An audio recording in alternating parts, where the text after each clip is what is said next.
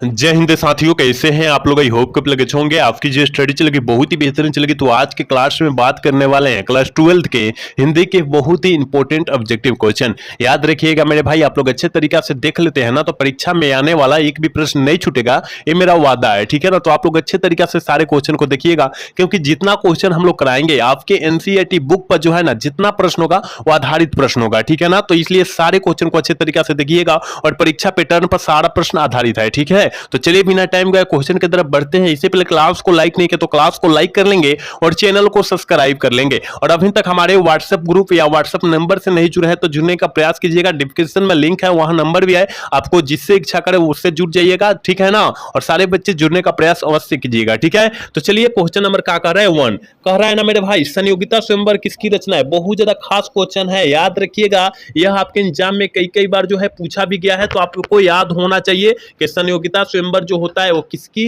रचना होता है। तो संयोगिता स्वयंवर की बात कर रहा है, संयोगिता स्वयंवर की बात करें, ये जो हो जाएगा श्रीनिवास दास जी की हो जाएगा। किसकी? श्रीनिवास दास जी की हो जाएगा। लेकिन यहां पर दमयंती स्वयंवर की बात करता, दमयंती स्वयंवर की बात करता तब हम लोग बालकृष्ण भट्ट मारते, याद रखिएगा, ठीक है ना। अगर दमयंती स्वयंवर की बात करता तो बालकृष्ण भट्ट मारते, लेकिन संयोगिता स्वयंवर की बात किया गया है इसलिए हम लोग श्रीनिवास दास जी मार रहे हैं। याद रखिएगा, हम लोग जितना क्वेश्चन साइड से बतलाएंगे ना उस क्वेश्चन को अच्छे तरीका से आप लोग देखिएगा, ठीक है। चलिए 2 नंबर क्वेश्चन कर रहे हैं ना कि कौन सी रचना बालकृष्ण भट्ट की है। कौन सी रचना जो है बालकृष्ण भट्ट के द्वारा रचा गया है। तो याद रखिएगा, बालकृष्ण भट्ट कह रहा है रेल की टिकट का खेल जो है बालकृष्ण भट्ट के द्वारा रचा गया है, यानी 2 का ऑप्शन ये हो जाएगा। याद रखिएगा 2 का ऑप्शन क्या हो जाएगा, ये हो जाएगा, ठीक है। अगला क्वेश्चन क्या करे, संवाद में सबसे महत्वपूर्ण क्या होता है। आपको पता होनी चाहिए मेरे भाई कि संवाद में सबसे महत्वपूर्ण जो होता है आत्मीयता होता है। और संवाद मतलब क्या होता है, संवाद मतलब क्या होता है, बातचीत करना होता है, ठीक है। बातचीत मतलब दो या दो से अधिक व्यक्तियों में बातचीत करना जो होता है संवाद कहलाता है, ठीक है ना। लेकिन असल बातचीत की बात करें कि असल बातचीत कितने लोगों में हो सकती है, तो सिर्फ 2 लोगों में हो सकती है, याद रखिएगा, ठीक है ना।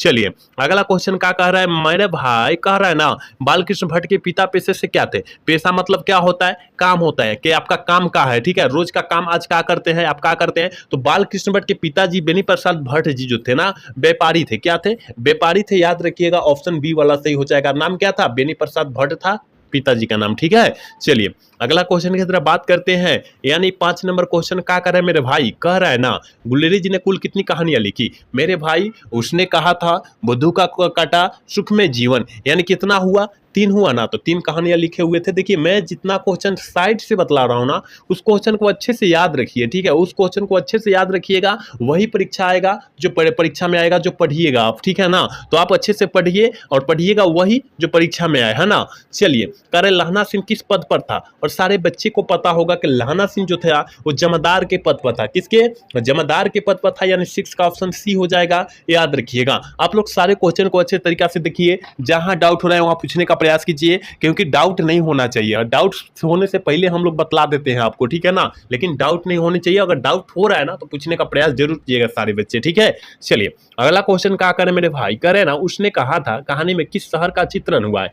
किस शहर का चित्रण हुआ, तो उसने कहा था कहानी के लेखक आगे हो जाएंगे गुलेरी जी हो जाएंगे। लेकिन उसमें शहर की बात किया गया है तो अमृता शहर मार देंगे, ठीक है। याद रखिएगा हम लोग एक्स्ट्रा भी क्वेश्चन उसमें डाल रहे हैं कि जो क्वेश्चन पूछा जाए तो आपके एग्जाम में आए तो छोड़ कर नहीं आना है, ठीक है ना। चलिए अगला क्वेश्चन की तरफ बात करेंगे, अरे गुलेरी जी किस गांव के मूल निवासी थे। गुलेरी जी गुलेर गांव के मूल निवासी थे, यानी ऑप्शन बी वाला सही होगा। 8 का ऑप्शन बी हो जाएगा, याद रखिएगा। चलिए 9 नंबर क्वेश्चन क्या करें कि जयप्रकाश नारायण का जन्म कब हुआ था। बहुत इंपॉर्टेंट क्वेश्चन है, जल्दी से बतला दीजिए कि जयप्रकाश नारायण जी का जो जन्म हुआ था वो कब हुआ था। तो याद रखिएगा 9 का ऑप्शन जो हो जाएगा ना, 9 का ऑप्शन ये हो जाएगा 11 अक्टूबर 1902 को जो हुआ था, जन्म हुआ था। मृत्यु जो हुआ था 8 अक्टूबर 1979 ईस्वी को मृत्यु हो चुकी थी। याद रखिएगा, जिसे निधन के नाम से हम लोग जानते हैं, ठीक है। चलिए अगर बात करें 10 नंबर क्वेश्चन की बात करें तो कह रहा है कि प्रजा सोशलिस्ट पार्टी का गठन कब हुआ था। मेरे भाई प्रजा सोशलिस्ट पार्टी का गठन जो हुआ था 1952 ईस्वी में हुआ था, आपको याद होना चाहिए। यानी ऑप्शन ए में दिया है, ऑप्शन ए वाला सही कर देंगे 10 का, ठीक है।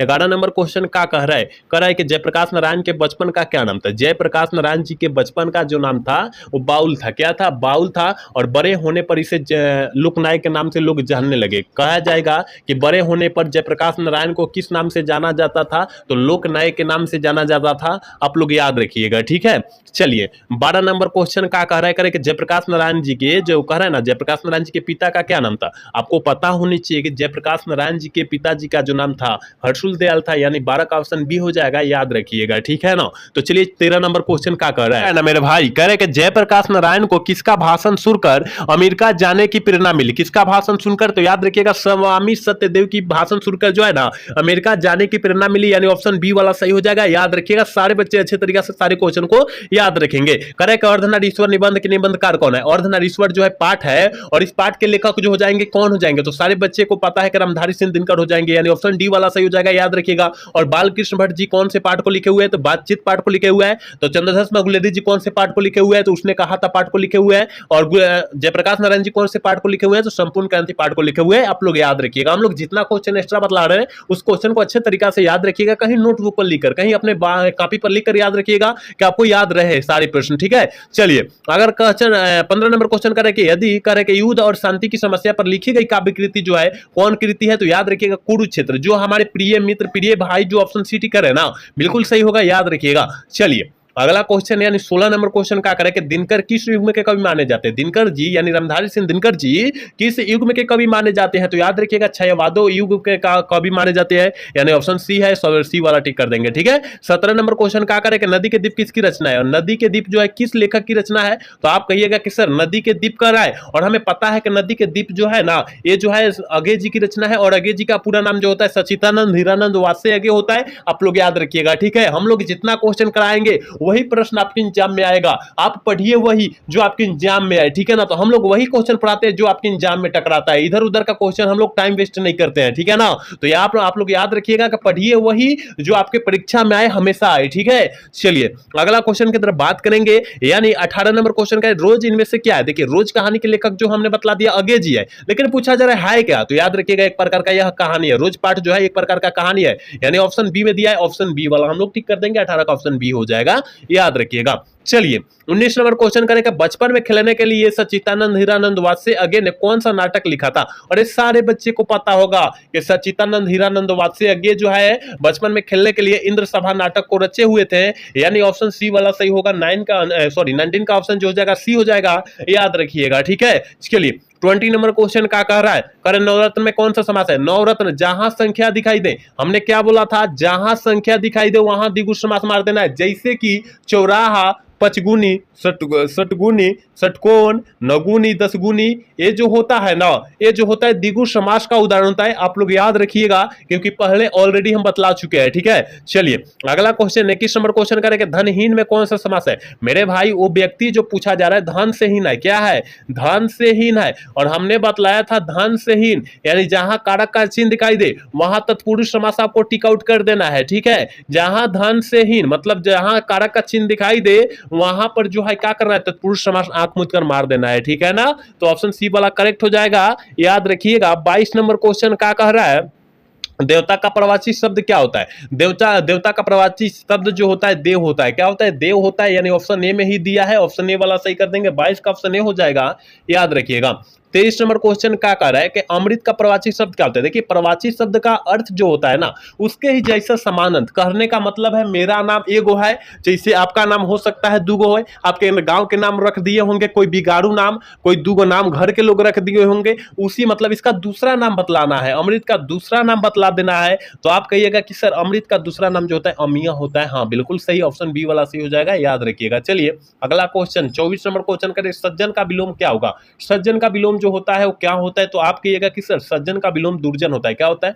सज्जन का विलोम दुर्जन होता है, यानी 24 का ऑप्शन बी होगा, याद रखिएगा। चलिए 25 नंबर क्वेश्चन का पुरस्कार शब्द का विलोम क्या होगा? पुरस्कार शब्द का विलोम शब्द जो हो जाएगा वो क्या हो जाएगा? देखिए विलोम शब्द का मतलब जो होता है उल्टा शब्द। देखिए आपका अगर परीक्षा में अच्छा नंबर आता है, 4.5 से नंबर आता है, मतलब 4 से ऊपर नंबर आता है तो आपको पुरस्कार दिया जाएगा, लेकिन वहीं पर अगर 200 से नीचा नंबर आता है वहां दंडित किया जाएगा, यानी दंड दिया जाएगा आपको, यानी ऑप्शन ए वाला सही हो जाएगा, जाएगा, याद रखिएगा। ये जो है ना उदाहरण आप पर जो है सुलिट कर रहा है, ठीक है ना, याद रखिएगा। चलिए अगला क्वेश्चन यानी 26 नंबर क्वेश्चन का करेंगे, सूरदास किस मार्ग में दीक्षित हुए थे? सूरदास जी किस मार्ग में दीक्षित हुए थे? तो आप कहिएगा कि सर आप कितना बार ये क्वेश्चन बतलाए हुए कि सूरदास जी जो है वो पुष्टि मार्ग में क्या हुआ है, दीक्षित हुए, यानी ऑप्शन सी वाला सही होगा, 26 का ऑप्शन सी होगा, याद रखिएगा। 27 नंबर क्वेश्चन का कह रहा है, कारण निम्नलिखित में से कौन सी रचना सूरदास की है? कौन सी रचना जो है सूरदास जी की है? तो आप कहिएगा कि सर सूरदास जी की रचना जो है साहित्य लहरी है, सूर सागर है, ये जो होता है ना सूर सरावली होता है, ये जो होता है सूरदास जी की रचना है। लेकिन यहाँ पर जो है का दिया है साहित्य लहरी दिया है, तो हाँ सूरदास जी की रचना हो जाएगा। गीतावली जो हो जाएगा तुलसीदास जी की रचना हो जाएगा। बैरवे रामायण तुलसीदास जी की रचना हो जाएगा। चित्ररेखा जो है किसकी रेखा हो जाएगा, किसकी रचना हो जाएगा? ये जयशंकर प्रसाद जी की रचना हो जाएगा। तो आप लोग अच्छे से सारे क्वेश्चन को याद रखिएगा। हम लोग जितने क्वेश्चन को बतलाएंगे उस क्वेश्चन को अच्छे तरीका से याद रखिएगा। जहां डाउट हो रहा है वहां पूछने का आप लोग प्रयास कीजिएगा, ठीक है। चलिए 28 नंबर क्वेश्चन का कह रहा है, कह रहा है ना कि सूरदास के संकलित पदों में कौन सा रस है? संकलित पदों में कौन सा रस पाया जाता है? तो आप कहिएगा कि सर हमें पता है कि सूरदास के संकलित पदों में जो होता है वात्सल्य रस पाया जाता है, यानी 28 का ऑप्शन बी हो जाएगा, याद रखिएगा। चलिए अगला क्वेश्चन का कह रहा है, 29 नंबर प्रश्न करें, रामचरितमानस का रचना समय क्या था? जल्दी से बतला दीजिए कि रामचरितमानस रचा गया था, तो रचना समय जो था वो क्या था, जल्दी से बतला दीजिए। तो आप कहिएगा कि सर 29 का ऑप्शन हो जाएगा, हाँ बिल्कुल सही, 1931 सनवत जो होगा 1931 था, याद रखिएगा। चलिए 30 नंबर क्वेश्चन का कर है कि सबके हित का वचन कौन करता है? सबके हित का वचन जो है वो कौन करता है? तो सारे बच्चे को पता होगा कि कबीर करता है। कौन करता है? कबीर करता है, यानी 30 का ऑप्शन बी हो जाएगा, याद रखिएगा। 31 नंबर क्वेश्चन का कर रहा है, नाभादास की कविता के किन दो कवियों के बारे में है? किन जो है ना की जो है नाभादास की कविता जो है किन दो कवियों के बारे में है? तो आप कहिएगा कि सर कबीर और तुलसीदास जी के, हाँ बिल्कुल सही होगा, ऑप्शन बी वाला सही होगा, याद रखिएगा। जितने बच्चे क्लास को देख रहे हैं और क्लास को लाइक नहीं किए ना, और लाइक करने का प्रयास करेंगे, क्योंकि आपके लिए हम इतना मेहनत कर रहे हैं और आप हमारे लिए छोटा सा प्रयास नहीं करो, वो प्रयास आपको करना होगा सारे बच्चे को, ठीक है।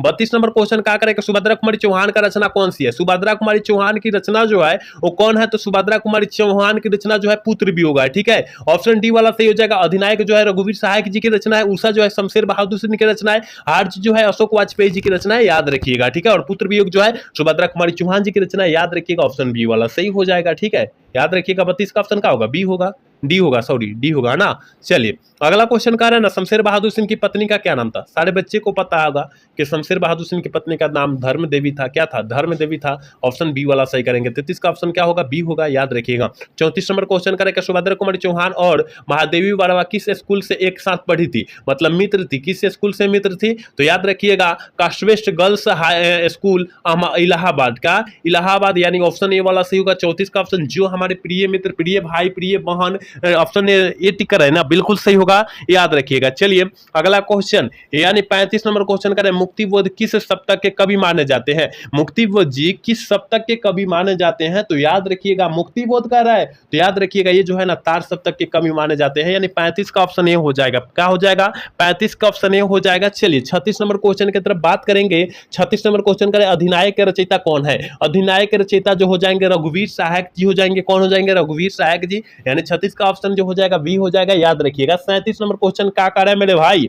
कह रहा है ना हार जीत कविता जो है कैसी रचना है? हार जीत कविता जो माना जाता है वह कैसी कविता माना जाता है, कैसी रचना माना जाता है? तो आप कहिएगा कि सर हमें पता है कि यह गद्य कविता माना जाता है। क्या गद्य कविता माना जाता है? यानी 37 का ऑप्शन बी हो जाएगा, याद रखिएगा। 38 नंबर क्वेश्चन क्या कर रहा है कि शंकरस का प्रकाश बुओल शहर में कितने दूर से आने वाला था? बुओल शहर से कितनी दूर से आने वाला था? और सारे छात्र छात्राओं को पता होनी चाहिए कि 10 कोस दूर से आने वाला था, यानी ऑप्शन ए वाला सही होगा। 38 का ऑप्शन जो हमारे भाई ये टिकर है बिल्कुल सही होगा, याद रखिएगा। 39 नंबर क्वेश्चन का शब्द का प्रवाची शब्द है। शब्द का प्रवाची शब्द जो होता है नाद निनाद ध्वनि सब होता है, यानी ऑप्शन डी वाला सही होगा। 39 का ऑप्शन डी होगा, याद रखिएगा। 40 नंबर क्वेश्चन क्या करें कि चाय शब्द कौन सा लिंग है? चाय जो शब्द होता है वो कौन सा लिंग होता है? हम लोग चाय पीते हैं या आप भी पीते हैं चाय, तो चाय जो होता है कौन सा लिंग है? तो स्त्रीलिंग रूप है। क्या है? स्त्रीलिंग रूप होता है, यानी 40 का ऑप्शन ये होगा, याद रखिएगा। 41 नंबर क्वेश्चन कर रहे हैं ना कि कवि, कवि शब्द का स्त्रीलिंग रूप क्या होगा? कवि शब्द का स्त्रीलिंग रूप कवित्री होता है, तो कौन कवित्री होगा? ऑप्शन सी वाला कवित्री सही होगा। 41 का ऑप्शन सी वाला कवित्री सही होगा, याद रखिएगा। अभी जितने बच्चे क्लास को लाइक नहीं किए वो लाइक करने का प्रयास करेंगे मेरे भाई, क्योंकि आपके लिए हम इतना मेहनत कर रहे हैं, रात दिन मेहनत करते हैं, लेकिन आप लोग क्लास को लाइक नहीं करते, क्लास कराने में मजा नहीं आता है। ठीक है, तो सारे बच्चे क्लास को लाइक कर लेंगे